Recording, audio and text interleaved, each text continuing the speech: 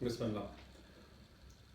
ہم اکثر یہ سوچتے ہیں اور ڈیورنگ آور سیشنز کاؤنسلنگ کے سیشنز میں خاص طور پہ ایک بہت کامن سوال کہ ہم خوش کیسے رہیں. اور میں کچھ عرصے پہلے آج سے اس بات کو 4-5 سال سے زیادہ عرصہ ہو گیا. میں ایک رپورٹ پڑھ رہا تھا ان ہیپینس اسٹیٹس کی.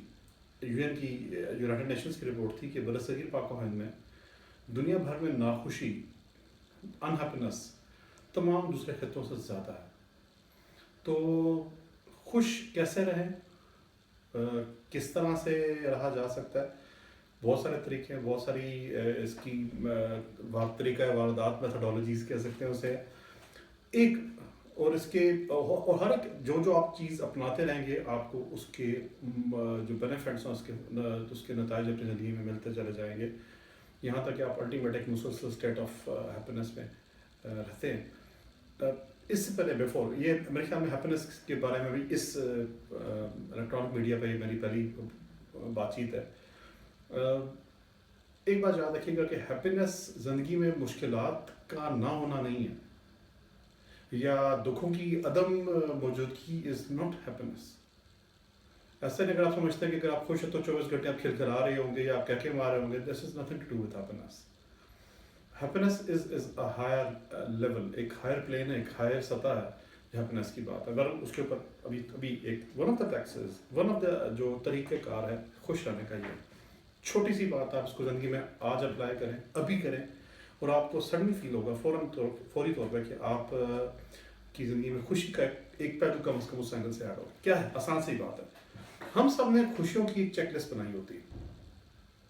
خوش ہونے کے لیے ہمیں ایک لمبی چوڑی 15 سے 20 ایوریج فیکٹرز ہوں گے تب ہم خوش ہو سکیں گے. مثال کے طور پہ اگر آپ کسی شادی کے موقع پہ جا رہے ہیں تو سب سے پہلے آپ نے اس شادی کے ایونٹ پہ آپ کی ایک چیک لسٹ ہوگی کہ آپ کے کپڑے آپ کی مرضی کے ہوں گے, بڑا ضروری ہے. اگر وہ چیک لسٹ نہیں ہے تو اس کا مطلب کہ وہیں آپ کا ایونٹ او مائی گاڈ ختم ہو گیا.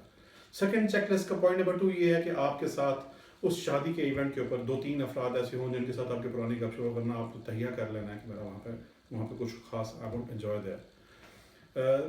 اس کے بعد آپ نے وہاں پہ تیار کرنا ہے کہ وہاں پہ ٹیمپریچر بڑا آپ کی مناسبت سے ہو. اگر موسم کی مناسبت سے پتہ کہ ایئر کنڈیشن نہ چل رہے ہو تب تک آپ خوش محسوس نہیں کریں گے. چوتھا پوائنٹ یہ ہے کہ وہاں پہ آپ کو ہر چیز آپ کی مرضی کے مطابق ملے, کھانا آپ کے ٹائم پہ مل جائے, آپ کو زیادہ انتظار نہ کرنا پڑے, ایٹسیکٹرا. آپ پکنکس پہ جاتے ہیں لوگ کہ پکنکس کے حوالے سے موسم کا چیک لسٹ ہونا بڑا ضروری ہے. سب سے بہترین موسم ہونا چاہیے. اس کے بعد آپ کے ساتھ کمپنی, پھر آپ کی مرضی کی ٹرانسپورٹ, ٹریول, اکوموڈیشن, جس جگہ آپ جا رہے ہیں وہاں کا ماحول. یہ نہ ہو کہ وہاں پہ کچھ اور دوسرے لوگ بیٹھے ہوں جو آپ کے فیوریٹ اسپاٹ پہ پہلے سے آ کے بیٹھے ہوں. ایک لمبی چوڑی چیک لسٹ ہے, اور ان میں سے کوئی چیک لسٹ کا سب سے بڑا نقصان کیا ہے؟ کوئی ایک آئٹم بھی جب چیک نہیں ہوتا تو یہ feel unhappy and sad about, oh my god میرا موڈ ہی آف ہو گیا, سب کچھ ہو گیا. ایک کام کریں اپنے ساتھ زندگی, اپنی چیک لسٹ اڑا دیں. To be happy, you don't have any factor to be depending upon to be happy. کوئی ایسا فیکٹر ہے ہی نہیں ہے. آپ شادی پہ جا رہے ہیں, یہ کم ہے کہ آپ زندہ ہیں, آپ خوش ہیں. یہ کام ہے کہ آپ ایک پہاڑ پہ جا کے بیٹھے ہوئے ہیں اور there's nothing else to be worried about. اور کوئی ایسی چیز نہیں ہے.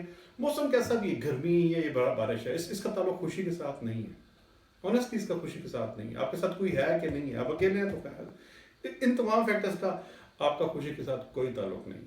The only thing you have to follow is کسی قسم کی چیک لسٹ ہے اڑا دیں. There must be no checklist to be happy.